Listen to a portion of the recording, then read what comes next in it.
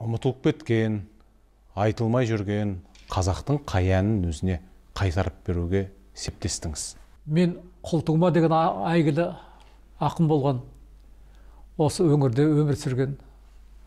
Құлтуманың көптеген әндері бол, мынау Абай операсында да ол кісінің әндері қолданылған.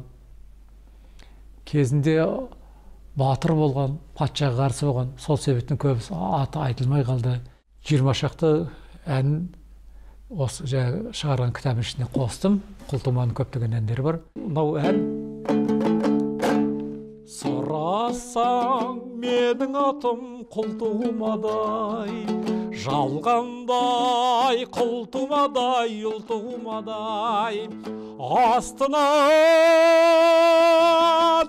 алты қырдан ән шырқасам, сондадай шіркін көмей бұл балада.